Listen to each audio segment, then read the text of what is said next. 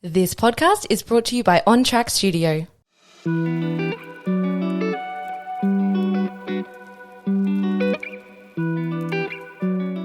Welcome back to Mind Your Head. This week's guest is the one and only me.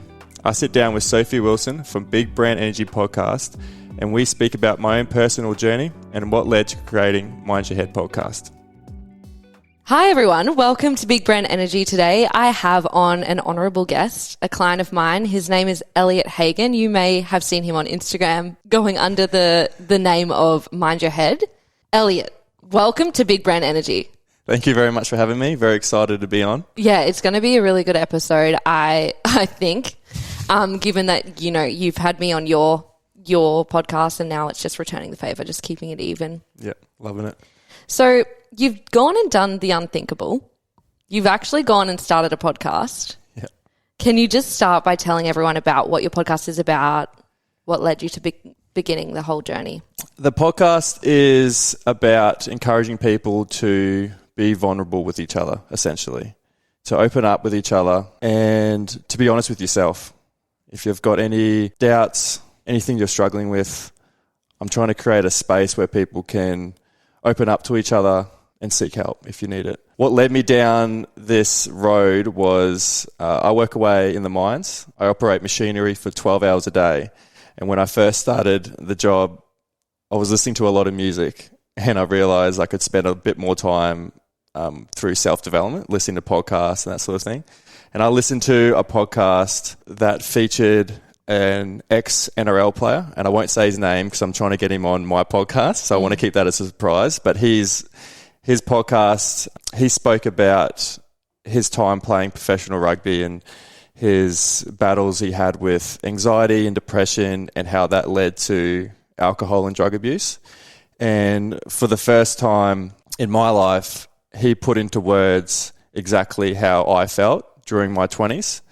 And before that, I couldn't put into words myself. I couldn't explain it to someone how I felt, what I went through. I just couldn't articulate it. And for the very first time, I heard it put into words exactly how it felt for me.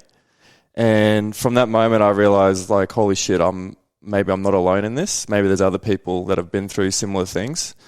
And what also led to the podcast was I thought, I don't want to be mining for my whole life. It's a pretty tough gig. And I'm trying to think, what am I passionate about? I love chatting to people. My mates would always poke fun at me that I'll chat to a stranger and I'll be there for an hour and a half and now I know them, like best friends with them. So I love chatting to people, and I've been through some stuff myself. I've always wanted to be creative, and I thought a podcast would be a great thing to do. I've got some friends who have been through some pretty heavy stuff. I've got some family members who have been through some pretty heavy stuff, and I think what a good opportunity would be for us to share our experiences and hopefully help someone like that player did for me. And then it's just sort of taken off and snowballed. It certainly has. It's pretty incredible.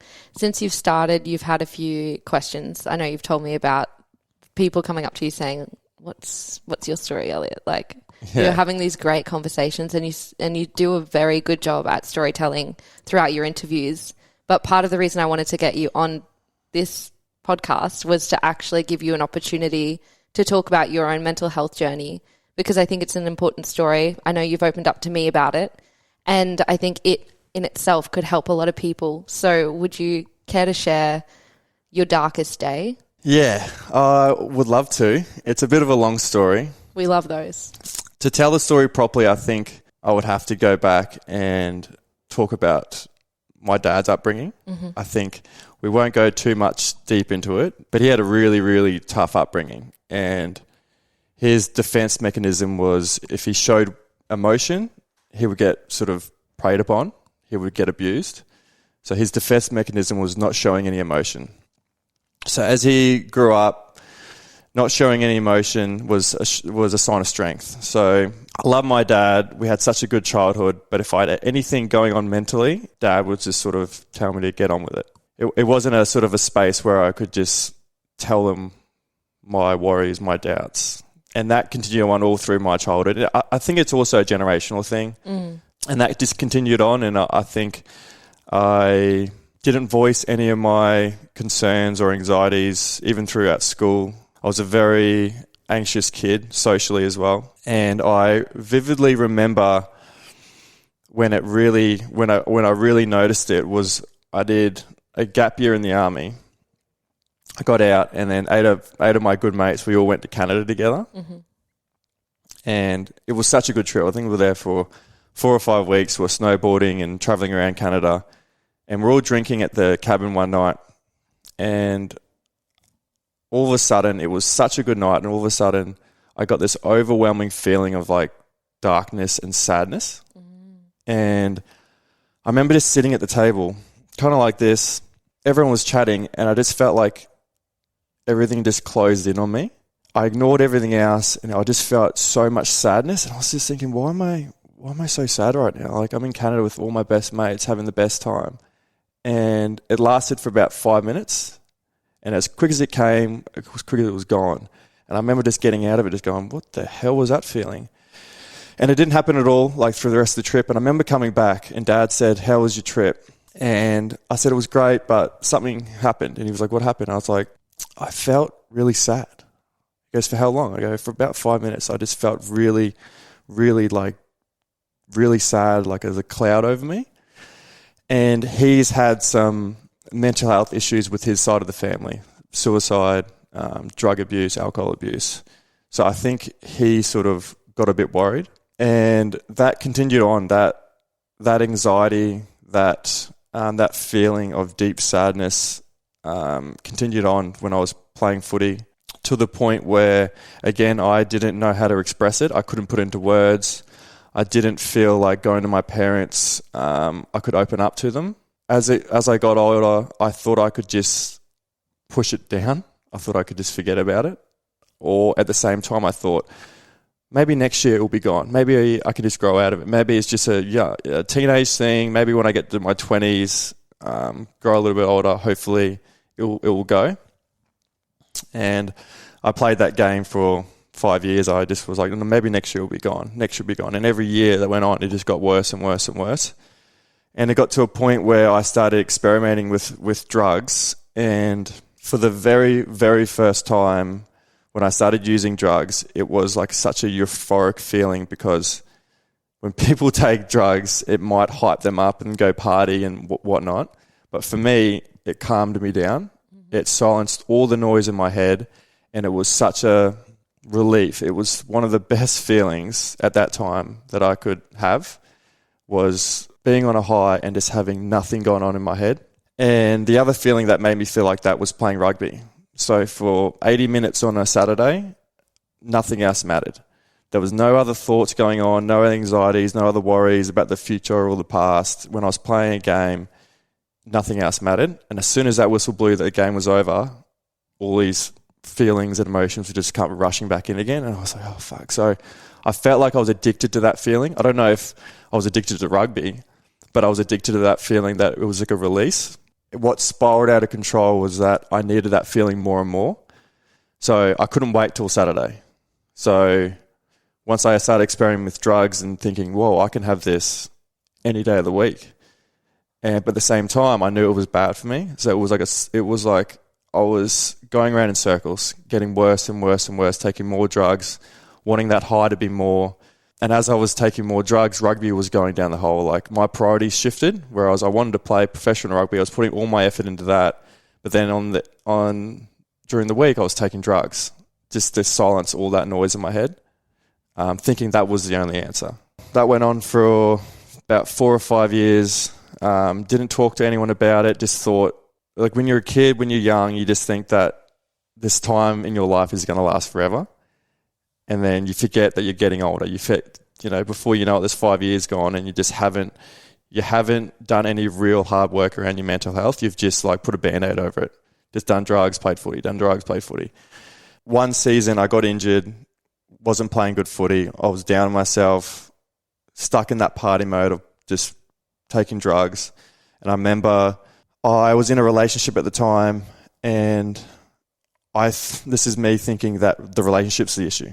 I'm feeling this because of the relationship. So I was in a 5-year relationship, broke up with her, couldn't tell her a reason, couldn't tell her why I was doing it. I just felt like that was the solution to the problem. She moved overseas. Then I was stuck by myself and the feeling was still there. And I was like, fuck, well, that wasn't the problem. I've just ended a relationship for no reason. Then I got more down on myself. And then I remember going out, had a large amount of drugs, and came back to my apartment and then didn't want the day to end. I didn't want to wake up and then feel all these feelings again. I just wanted this high to keep going and going. And I remember looking at my hand, I had a handful of drugs, and I was like, yeah, I've had too much, but like I don't want it to end, so fuck it. Like if I die, I die.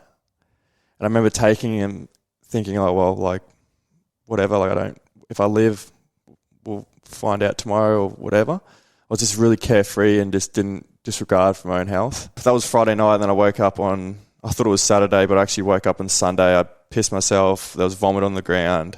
And me being in so much denial, I just had a shower, had a feed, went to work on Monday and just didn't acknowledge it, didn't sink in. I just was in so much denial that was some sort of attempt. And then later in the year, I decided, silly enough, like I was just still in that same headspace, like nothing changed really. I just put it to the side, like ignored it. And later in that year, I went down to Sydney for New Year's. It was like a 3-day bender. You know, things I shouldn't be doing. Surrounded by people that I probably shouldn't be surrounded by. At that time, like, probably just not the best people for that headspace that I was in. Not bad people, but just I shouldn't have been in that situation. And then I remember getting back from down in Sydney, and it was like 3 days without sleep. And then I got back, and on the 4th day, I tried to sleep, and I couldn't sleep. My body was just shocking me awake. I was like, that's weird. So I got 4 days, like no sleep, like just feeling so run down. And then on the fifth night, I tried to go to sleep, and I had the same thing. My body was just shocking me awake. Like I think my whole nervous system was just fried. And then I thought, no, I've got to check myself in the hospital. Like I've got to go to emergency. Like I don't know why my body's not letting me sleep. And went to the nurses at the hospital there and told them what I had, told them what happened. I was down in Sydney. I was at a big bender. Even then, I was trying to play it down to them. I was almost lying to them, saying, what happened? Oh, I've just had a big night. Like, it's all right. Like, trying to convince them. And I remember they did some blood tests, and my piss was like black almost. Like, I was so dehydrated. And I remember they were hooking me up to a drip, and they had a carton of water next to me in the hospital bed, and they were, you can't leave until all this water's gone. Like, you're just so dehydrated. I remember calling my parents because at that time I was so broke in terms, like I was spending all my money on drugs. And I remember my mum paid for that admission to the hospital. And then she was like, well, what's up? And I think they knew all those years. I think they knew something was up, but we just never said those words to each other. And mum and dad were on the phone, and they said, what's up? I go, I went down to Sydney, just had a big week. Everything's fine. Like, don't worry. Looking back on it now, like I could tell the tone of their voice. Like they were so worried about me. I remember them saying like, just please, like we love you. Let's look after yourself. And I was like, yep. And I hung up the phone, and I remember just laying in the hospital bed, and it just really hit me. Like, what the fuck am I doing with my life?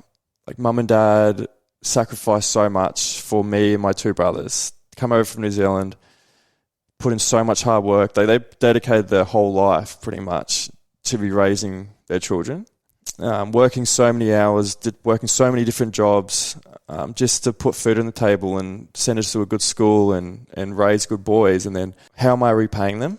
I'm just throwing it all away for no good reason. And I remember laying in the hospital bed, and it was like a flick of the switch. It was some people need to go to rehab or need to go to counsellors. I remember just laying in the hospital bed, and it was like someone just flicked a switch at the back of my head, and everything else changed. My whole mindset was like, nah, I need to change. I need to stop what I'm doing.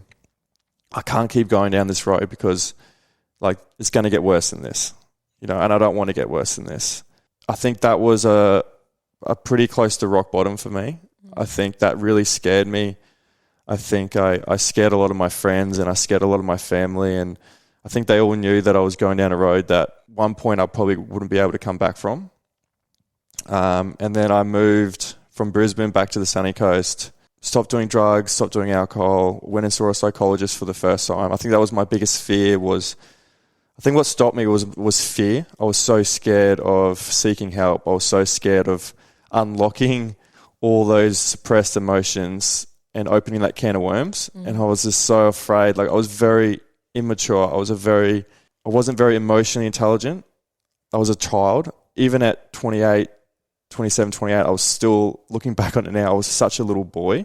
I didn't show much courage. I didn't want to do the hard work. I didn't want to put all that effort into try to fixing myself. I would rather just procrastinate and thinking like I would just get by procrastinating. But with your mental health, with anything really, like especially your mental health, you can procrastinate as much as you like, but at some point it's going to catch up to you. And it caught up to me when I was 28, 29. Finally went and saw a psychologist. I bit the bullet and went and saw a psychologist thinking it would be the most terrifying thing in the world. And it was just like this. And it was beautiful. You love chatting. Love chatting. And I remember doing 3 sessions with a wonderful woman and thinking that she was going to do all these weird little like tips and methods and all this sort of strange shit. And all she did was listen to me. Did 3 sessions and she goes, "What's up?" And I would sort of start speaking, and then when there would be a break, she goes, "What else?" And then I would think, and I go, "What else?" And then I would keep talking, and then it would be an hour go by, and then she was like, "How do you feel?" I go, "Much better." And I go, "Cool, I'll see you next week." And we did 3 sessions of that, and all I did was just talk. I just talked for 3 sessions, let everything out. She gave me some breathing exercises and some little tips and how to manage it. And then I think that was the beginning. I think I just needed to release everything. Everything was just bottled up. She said some things like, me being so immature, I thought I'm the only one going through this. And what she told me was, you're not the first person to go through this, and you won't be the last person to go through this. And she's like, I'm seeing people right now that have been in your position and are so much better. So there's hope. Do not think that this is incurable, or don't think that you can't get better. It's just little habits in your routine that you've just got to change. And one was surrounding myself with the right people. Nutrition was a big one. Sleep was a big one. Something that I really valued was financial support. So when I have got a job and I'm earning money, that really affects my mental health. So when I was spending all my money on drugs and I couldn't buy food, that was just spiraling me out of control. Security is like a basic human need. Yeah. So. And then that was the very beginning of sort of the journey. And then it's since then I've been peeling back layers every year of trying to figure out my reactivity and how I my patience levels, and I'm getting to know myself. As soon as you start it, I'm starting to know myself deeper and deeper and deeper every year. And I think it's a combination of me maturing. I think when I got to 30, I became really self-aware of my tics, who I am as a person. I think when I was 20 to 30, I just ignored it or wasn't aware of it or too immature to really realize who I am as a person, my personality traits, what angers me. I think in your 20s, you don't really think about why that makes you angry. I think you just think about the anger itself. But when I don't know why, I turned 30 and I just was really like, when I got angry, I was like, what does make me angry? What is it? Yeah, and I just went through a whole journey of, I really wanted to better myself, and I think I had a responsibility to my mum and dad, to my friends, to my girlfriend, that I want to be a better person. And I really need to take accountability for the choices that I make and the decisions that I make. And I started down this journey of, look, I want to be the best version that I can be. And I don't want to make any excuses. I don't want to half-ass it.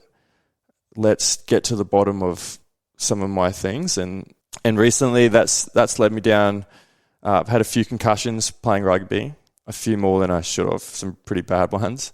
So I recently went down to the Macquarie University in Sydney to do some tests, some brain tests, to make sure I haven't got to CTE or the early stages of CTE. I I don't know. I can't remember what CTE stands for. We won't quiz you. It's a long word, but it's pretty much just repetitive brain injury. Right. So trauma to the head. There's a lot of rugby players, a lot of contact sport players, NFL players that have been diagnosed with it, and a lot of the symptoms are mood swings, depression thoughts or anxiety, a lot of anger, reactivity, and they're sort of like ticked a lot of boxes that I was feeling. So I was really, really worried that the effects of concussions have had a huge impact on me. And then also I went and saw a psychiatrist to dive deeper into some of my mood swings and mood levels, and we're still doing appointments at the moment now because I was fearing that I had bipolar or a mood disorder.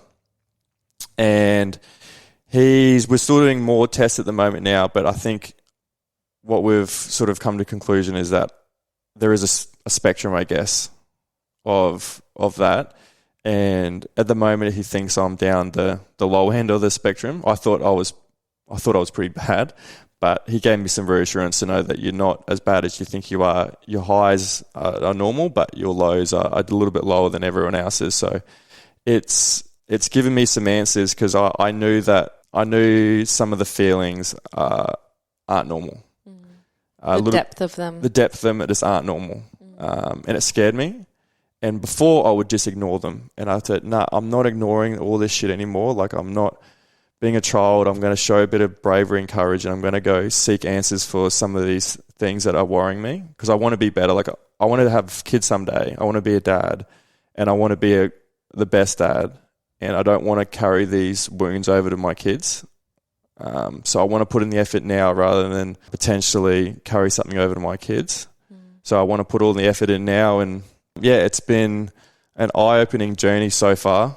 And like I think we talked about earlier, like I wish I did this earlier in my 20s, but I don't think I was at a space where I could do it. So I think all the timings happened for a reason. I hope that answers your question. It does. When you were talking about your parents sort of viewing you and sort of knowing something's up prior to when you were lying on the hospital bed, do you feel like you were aware of how bad things were, or were you in full denial? I was in full denial until I got off the phone to my parents. Right. I think the phone call to my parents, I could hear their tone in their voice.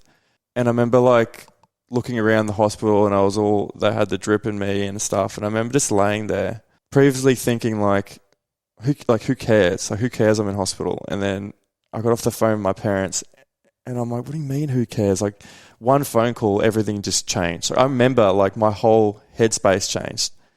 Like, it's interesting because, you know, we've spoken off air about this concept of rock bottom, and I've asked you the question of do you think it's necessary for people to meet their rock bottom in order to change? And I will put that question to you in a second, but so everyone can hear your answer. But what I found when I was listening to you just then is that, you know, you mentioned rehab, counseling, all these different mechanisms to deal with mental health.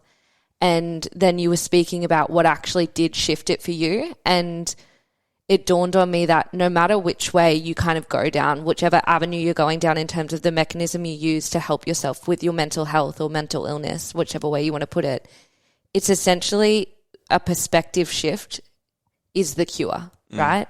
And however you access that perspective shift, credit to you, that's your way.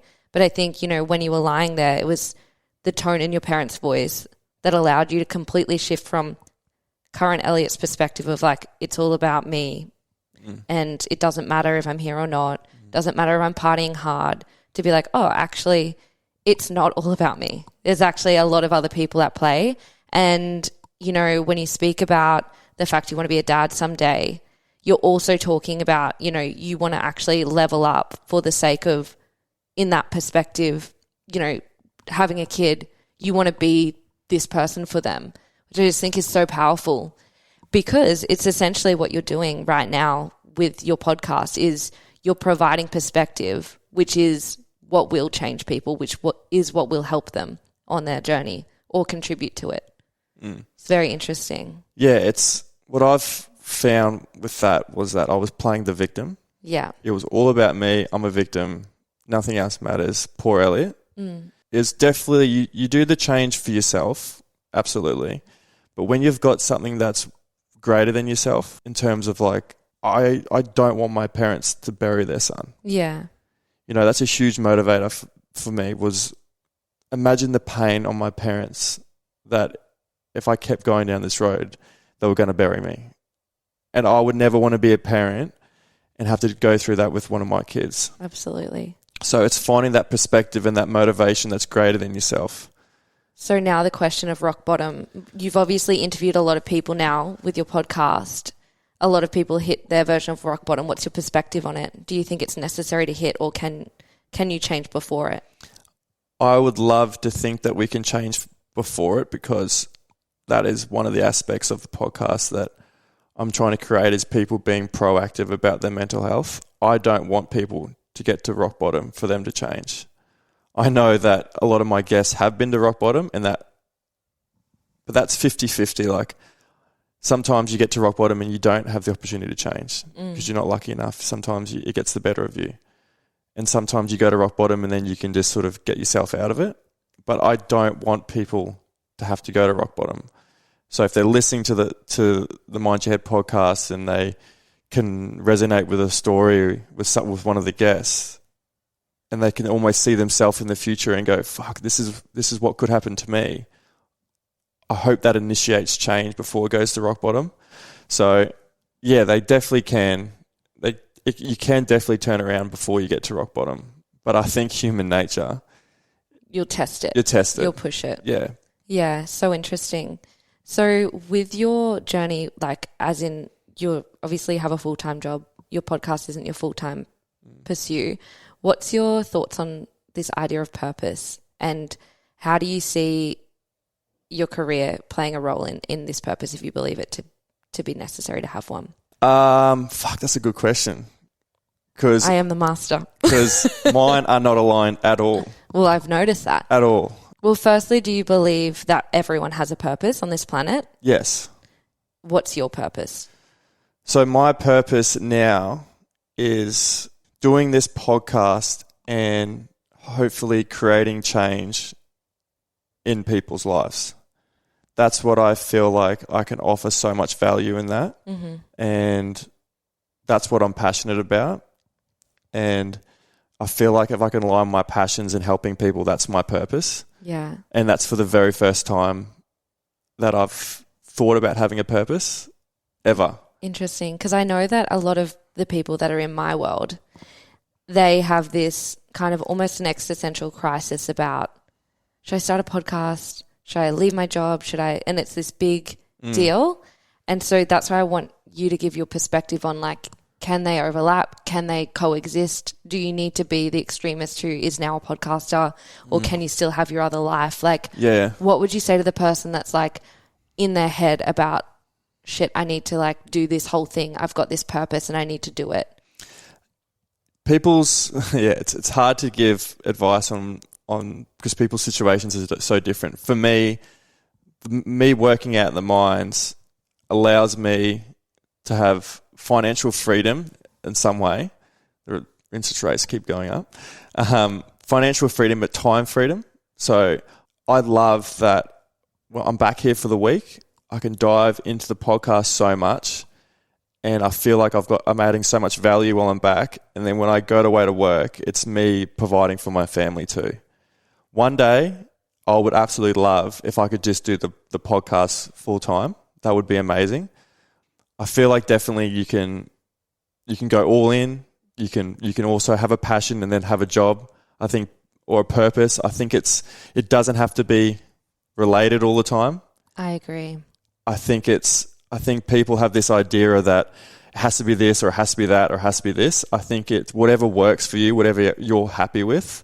I don't like leaving the sunny coast and going away for the work for the week, but I know that I'm providing. And as a man, I've realized one of the things that I hold value to is being useful, being purposeful, and providing. I love that I get to provide for my partner and my little dog. I love that. I take pride in that. And I also, that's one side of me. That's one side Elliott. And then the other side of Elliott is connecting with people and doing the podcast and finding this purpose and having this passion. So I don't think I answered the question fully, but I think there's more than one way to go about it. I think you can definitely have your podcast on the side and also have a full-time job. Yeah. What I'm hearing is you have to have an assessment of your life, take inventory of what everything's giving you, and keep the things that give more than they take. Your job obviously gives you the financial freedom, security, all these things, and your podcast gives you the other things, which is awesome. But I think actually you answered it perfectly, and I think a lot of people would get a lot from that answer, because it can be pretty intense when you're trying to start a podcast to be like, what should I do? How do I go about this? Which I'd actually like you to talk about in terms of the challenges that come with a podcast. A lot of people are unfamiliar with the true challenge that comes with a podcast. So I want you to open up about, maybe, has your journey with your podcast, has it been similar to anything you've ever faced before? Nothing. Interesting. Yeah, nothing. Because it's something that I'm so passionate about, and when you do it in front of other people, because I don't know if I've got this competitive side of me, or when I play sport, I just want to be the best at it. Yeah. And I take it very seriously, and the things that I talk about in the podcast is sometimes lighthearted, but a lot of the time it's very serious emotional trauma. Mm-hmm. So I take it very seriously, and a lot of the guests that come on it's their first time talking about these sorts of things. I do a lot of prep. To understand each topic that we're talking about, because I want to be as present as I can be. I don't like just to go in there and wing it, and I like to take it very seriously, as I think I should. What I've found is even my communication skills, I think I needed to improve. Really? In what sense? One thing that I do on the outside of a podcast, is when I'm chatting to someone, I often interrupt them when a thought comes in. So we'll be chatting, and then you have said something that sparks the thought in my head, and before I let you finish, I've jumped in. Yeah. And I don't know if you listened to the first couple episodes. I have. I didn't notice that, but it's interesting. I've sort of cut them off, and I've listened back to some of the episodes, and I think I've just got to be a little bit more present and just be a person just to hear, rather than trying to always react to what they've said. Something you mentioned a couple of weeks ago when we were talking about my podcast, that you said that this is your art, and I thought about that for the rest of the day, because I never really thought about this as art until you said it. And it is. I never thought I was a creative person at all. I always looked up to creative people. I really was like, if you're a musician, if you're a painter, if you did art, like art design or anything like that, I was like, fuck you. Like, I'm so jealous that you can just put yourself out there for everyone to see. And I was really envious of those sorts of people. And the more I thought about what I do and what I like, I was like, Sophie's right. This is art. Like, some people are painters, some people are like, potters and all the things, but you're a conversationalist. Yeah. And there is so much that comes from it. And I mean, like, all art is really vulnerable. So even if you're not having, a conversation like in your podcast to the person who has a podcast that's listening, even if it's not heavy as such as like trauma, mental health, if it's true, if it's your truth, it's very vulnerable. And I see you as an artist. I definitely see you as an artist. Like, not every, painter, I feel, is doing it for the art of painting. Some people are doing it for the outcome, but you're doing it to express and to impact on that journey, as opposed to whatever things at the end of the race. Yes, and that's something that I've definitely changed in my life, is not focusing on the outcome so much or the achievement. I'm so wholeheartedly concentrated on when I've got a guest coming in, I just want to make that the best episode, or tell the story as best as I can, regardless of who's watching. Like, I was so naive, or I was just so oblivious that I didn't think people were going to connect with the episodes. I remember like having a chat with you and thinking, like, worst case scenario, like me and my mate have just had a really deep conversation. Yeah.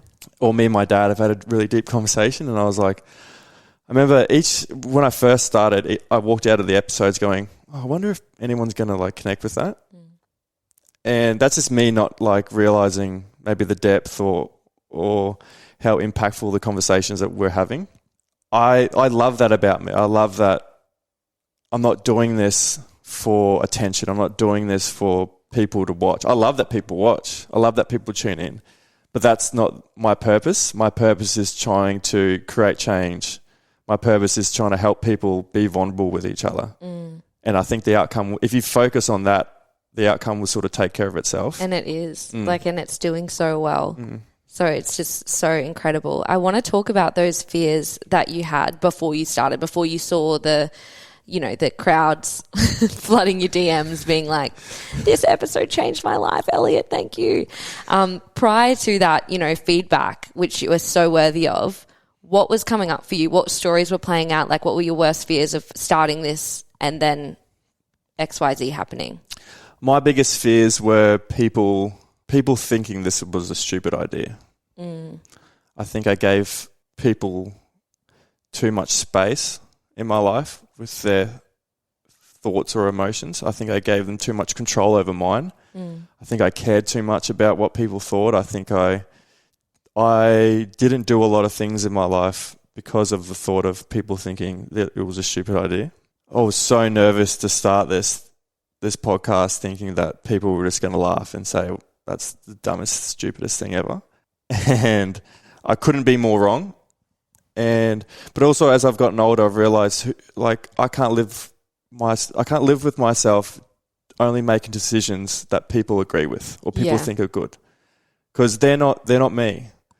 If one of the big things I talked to my parents about was, if I'm going to do something and if I'm going to make mistakes, I want them to be my mistakes. I don't want them to be someone else's mistakes. Yeah. And I think my parents maybe, I think I gave my parents a hard time when I was a kid because they would give me a lot of advice, and I'm probably not a good person to give advice to because I always want to find out things on my own. Yeah.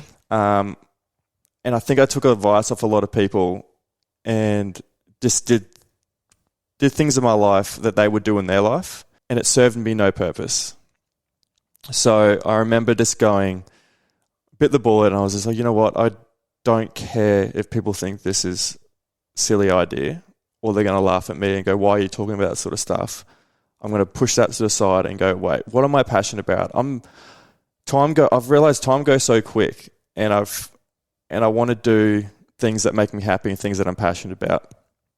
And I remember going into this being so nervous about like the reaction of people and thinking like, I was sort of like tensed a little bit going, fuck, I wonder if people what are they going to say? And I was like, who cares what people think? And the reactions of people have been amazing. And I'm like, oh man, maybe I should just do what makes me happy all the time now. Yeah. Maybe there's something to this. Yeah. Yeah, wow, I feel that. I remember you coming in for the first time and like saying your idea, and I was like, I love it. And you were like, really? I'm like, yeah, don't you? And you're like, yeah, I do.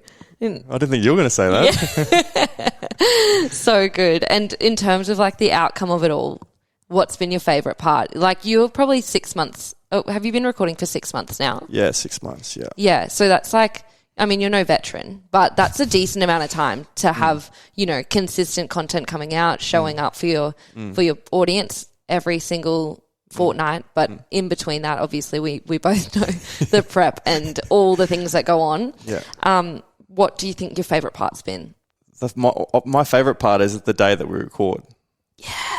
On track studio vibes. That's Christmas Day. That's when I get out of bed knowing that I've got to record that day, it's the best. I love the prep. I really do. I love the way I do my questions and the way I prep, the little behind the scenes. BTS. Is that I try to ask the questions that tell a story. And going back to the art thing, I think I'm a storyteller. That's what I love to do. And that's how I sort of stage the questions. And I love talking to family members of the guests and talking to friends and just trying to get a better idea of how to tell this story as best as we can for the person, and then secondly for the audience, but for that person, for the guest that's coming in. That's great. I love doing all that homework.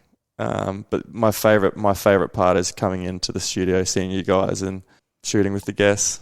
Yeah, that's our favorite part of the week too. Yeah, I love that. I think that the way you do your episodes is unique, and this is something I always talk about with my, in particular, coaching clients about their podcast, is that, you know, you listen to other content creators and all the things, but having that unique pathway to how you actually do your own episode is going to be what sets you apart, and it's going to be what makes you enjoy the entirety of the process, not just the part that's, you know, the social media snippet going live and like the likes and all the things. So I think that's why if from my, you know, expert opinion or from the outsider's lens, I can see it makes sense that why you're riding the wave of success. So far, so good. Who knows what's going to happen? You might crash and burn, and I'll have nothing to do with you at that point. No, I'm kidding.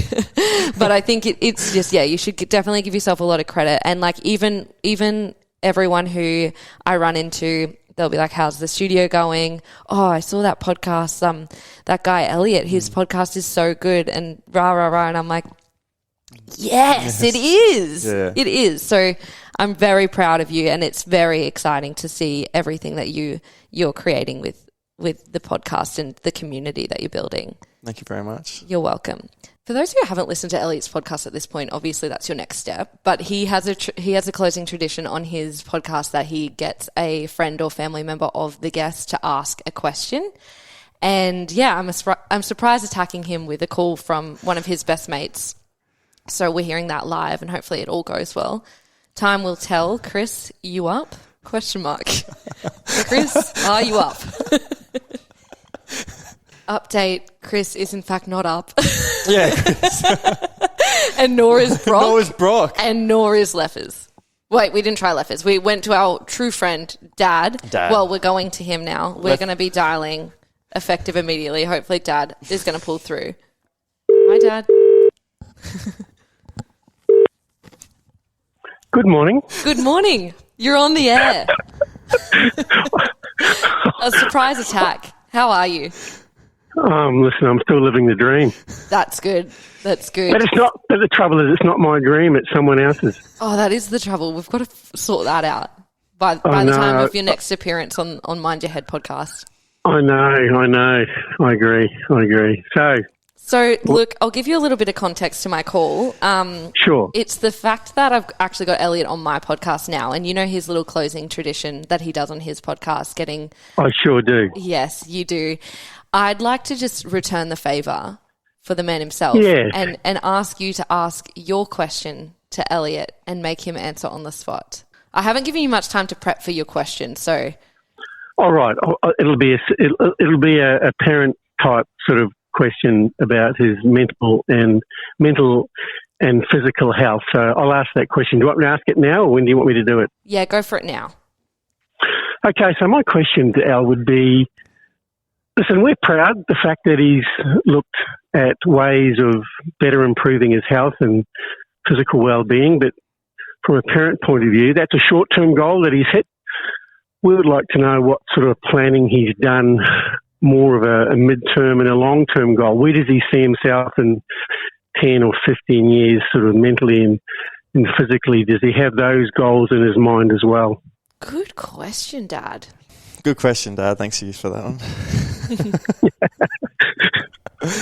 Yeah, long-term... You say long-term physical goals and mental goals? Oh, and mental, both. It's physical is probably easier to fix than mental. We want to, you're doing some great stuff now, but we want to know what have you got in place that this continues in your mental health and as well as your physical health, but where you're going to be in, 5-10 years time and also longer than that. Yeah, I think I've got some really good habits in place at the moment now and a really good routine that is benefiting my mental health. I think this podcast was a huge thing for selfishly, I'm looking at it, it was a huge thing for my own mental health.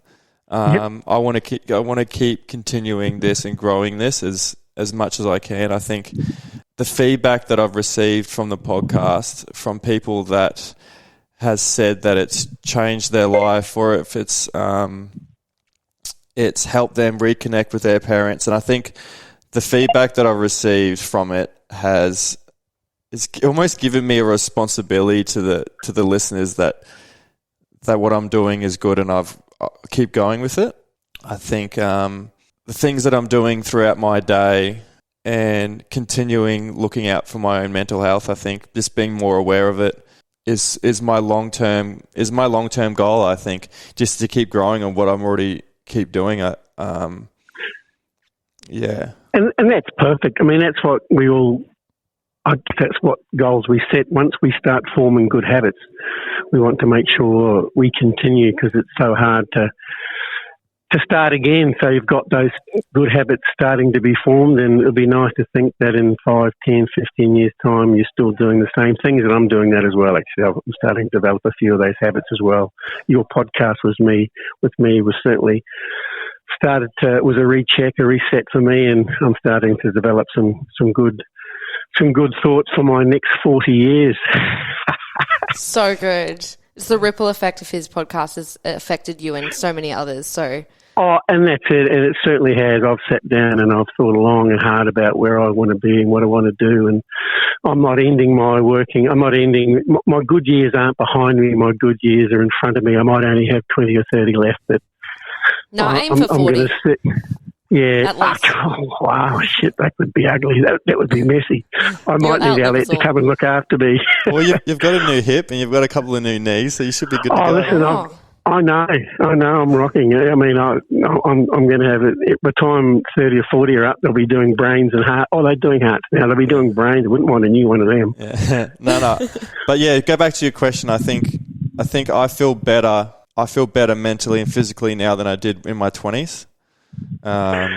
So I think that whole 20s was a bit of a learning curve for me in so many ways that I feel like now I'm living a life that I want to live. And that's good, because sometimes we don't do that until we get to 50 or 60 and our long-term partner has got to go through it. You're learning that, or done that at 20, couple of years into 30. So you're now hopefully going to be set up for, the next 50, and you've got a lady to live with, and you'll have a family, and you'll be in a better space than a lot of people are. They don't learn these skills or have these thoughts until it's probably too old and I want a divorce hits the table. So that's good. Yeah. Good. I'm proud. Oh. Thanks, Dad. Thanks for taking the call. None of his other mates did. So, mate, I'm on. One. I mean, you were our first option too. Oh, yeah, that too. No, it was always going to be cool. Sure. Okay. All right. You have a nice day. I'll go back. Yes, Thank as you. you were. Thank you. All right. Bye. Love you. Bye. Love you. Bye. Beautiful response from Dad. And I actually couldn't agree more. I really feel like mental health is all about what you do every day, not what you do that one time. Do you know what I mean? It's being consistent with it. Yeah. I think for the very first time that I'm putting my health number one. I'd never thought about my health being number one. Mental health, physical health, it was always probably 5th or 6th down the line. Yeah. Like friends, family, partying, rugby. That was pretty much all ahead of it. Yeah. And what I learned through my journey is that if one of those things, you can still continue on. Yeah. But if your health fails, everything else does. Yeah. I've now shifted everything that my health is number one over my house, my girlfriend, my dog, my family members, my friends. Your podcast. My podcast. Like, I can't be the best host and the best person to do this if my health isn't there. I can't be the best friend, the best boyfriend. I can't be anything like that, the best version of myself if my health isn't number one. Orientate my life and my choices and my habits and my routine about my health, my physical health. What am I eating? How am I sleeping? What people am I spending my time with? What excites me? What I'm passionate about? But also, I think what I've realized is that we can't always surround ourselves with joy and happiness. I think what I've learnt that I've got to experience some pain, and that goes back to the run I did on Sunday. was that I've got to put myself through a bit of hardship. I've got to put myself through some uncomfortable situations, and I've got to be comfortable with those uncomfortable situations. And they don't have to be anything drastic, even just... Says the man who ran 70 Ks yesterday or whenever it was. This run he did, let's just clarify. It was 70 Ks, right? Yeah, it was from my house in Maroochydore up to Noosa and back. But nothing drastic. It's funny because like I do a lot of like saunas and ice baths, and there's so much physical benefits to that. I understand there's some science behind that, but the number one reason I do it is because it's so uncomfortable. Yeah. And that's the number one reason I do it, is trying to train my brain, because I used to be so reactive to situations, and my patience in situations and people, patience in general, used to be really, really bad. So when I get in those uncomfortable situations, I just try to like concentrate on one thing, concentrate on my breathing, and just try to relax and stay calm. And the more I've done that, it's funny how the more you do those little things will help you in situations in life. Like even just when you get bad news, or even if you're in traffic and someone cuts you off, like little things like that, you can just let it go. Yeah. And I used to hold on to those things. And what I've learned is just put yourself in uncomfortable situations as much as you can, and that will just train your brain to becoming better. And that run on so many different levels was what I needed. Like people were saying, that's going to be a physical thing, and it was a physical thing. But I'll be honest with you, that was 90% mental, 10% physical.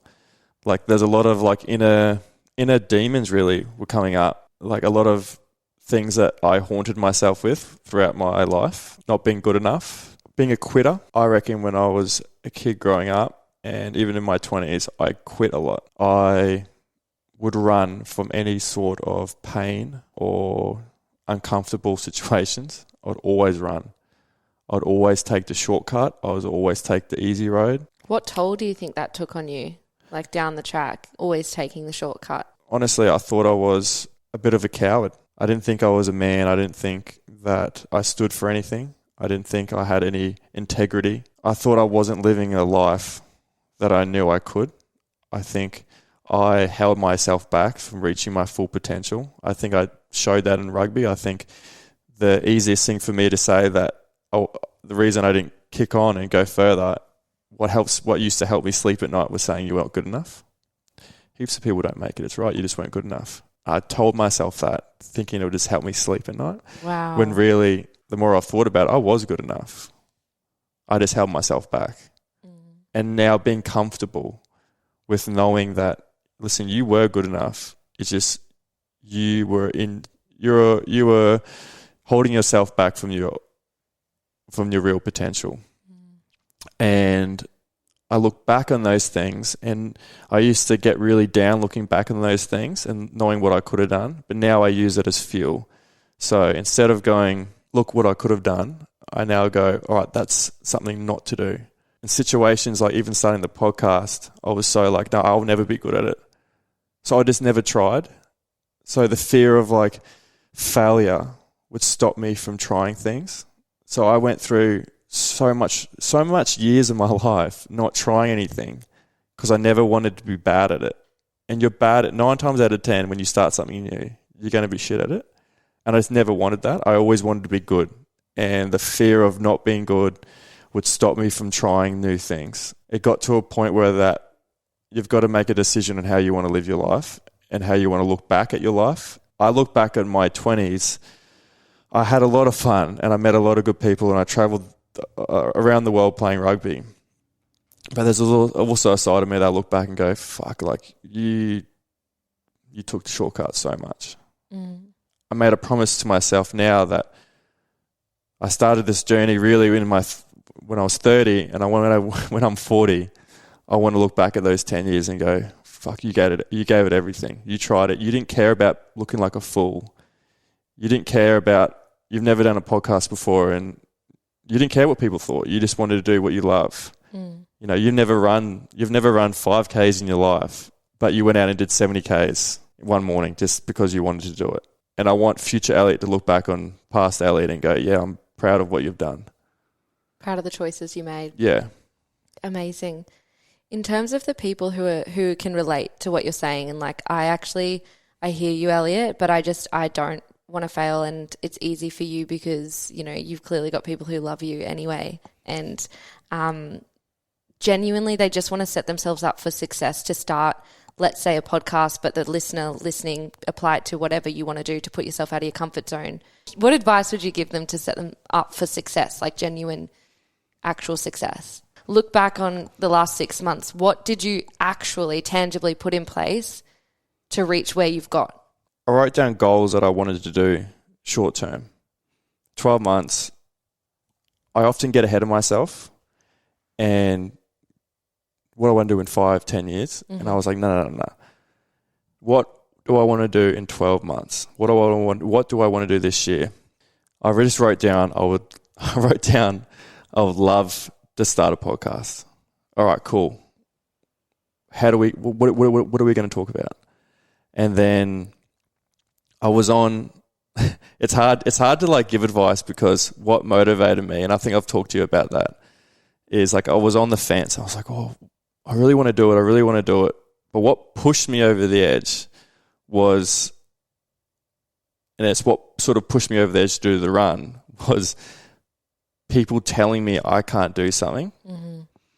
That's what motivated me. It's hard to give advice of other people, but what motivated me to originally start it was someone said to me, someone who's a friend, and I won't say their name because they're actually one of my biggest supporters now on the podcast, but they said to me, we went out for dinner and drinks, and I voiced my opinion that I would love to start a podcast, and a couple of people laughed and said, what would you talk about rugby, in a like sarcastic sort of way, as if I couldn't start a podcast.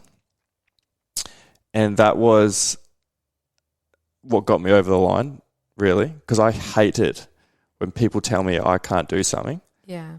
And all the other all the stuff that I wrote down was just like little building blocks. And then I needed that push off the blocks. I just needed that push into the deep end. And when they said that and sort of snickered, because when I was playing footy, one of my triggers was everyone thinking that I had nothing else to offer but rugby. While I was playing, I didn't want to talk about rugby because I felt like all I did was rugby. So it'd be nice just to go out and just have conversations about anything else. And people would make sly remarks saying, oh, you wouldn't be anywhere if it wasn't for rugby. And that really ate at me because from as long as I can remember, I always knew I had more to offer than rugby. Mm. And when people said I couldn't do anything else apart from rugby, it was just like a fire lit in me that I can do anything I wanted to do. And again, there were these self-doubts like, maybe you can't do this. Maybe you can't start a podcast, or maybe I can't. And then I was just like, you know what? It got a time where I was just like, no, I can do this and I will do this. And it's almost like, am I doing this to prove that person wrong? Or am I doing this to prove myself right that I can do this? Either which way. It's you working. Want it. Yeah. And that was a huge thing for me, was just like, I think all of us that we all have these grand ideas that we want to do things, and it's the execution that we're lacking. Yeah. And each of us have our own motivation that we need to get across the line. And my motivation might be different to someone else's, but my motivation was someone telling me I couldn't do something. Someone else putting limits on what I can achieve in my life. Yeah. And there were some inner demons that I was putting limits on my own life too. Mm. And I just never wanted to go through my life and have all these fears and limitations of what I can achieve. Yeah. My huge thing was living with regret. Yeah. I never wanted to get to my dad's age and look back on my life and go, oh, I wish I did that. Why didn't I do it? I was scared that people might judge me differently. Yeah. Like, that's a huge motivator for me, is not living with any regret. And the reason that is because I look back in my 20s and I regret a lot of the choices that I made. But at the same time, they've built the person I am today. So I'm just trying to build on that and look back and go, all right, live with no regret. Who cares if people judge you or look at you differently? And I think I'm getting older and I'm caring less of what people think. Yeah. And maybe maybe just trying to ignore when people say I can't do something because they might get me to do something I don't want to do just so I can prove them what's next. But yeah, even doing that run on Sunday, someone mentioned that I probably couldn't run 2Ks. And I was like, oh, you know what? I'll show you. So funny. So relatable. I'm a bit similar, I think. I think it's about whatever, like you said, whatever motivates you, like lean into that motivation. And then, like you said, it's the execution that really trips people up. So putting things in place that actually assist you to execute on whatever it is you want to do. Amazing. Elliott, thank you for coming on. You're a hero to many. And I know that so many people are going to get a lot out of this episode, if not from your story of like what you faced mentally and physically with the run, but also mentally with your journey there, but also like pursuing the podcast is so much credit to you. I'm so proud of you. Thank you very much. Thanks for having me. It's You're been welcome. a blast. Any final words? Any final words? I think I do want to reiterate that for everyone listening, I think it's really important that we put our health first. Yeah. I think that's a huge thing that I've learned over my 20s is that whatever's going on in your life, you're not going to serve others or you're not going to be the best version of yourself unless you put your health first. Mental health, physical health. That's got to be everyone's priority. If everyone's priority is their own health, then we should be in a good space. Couldn't agree more. Full stop. Awesome. Thanks, Soph. Thank you.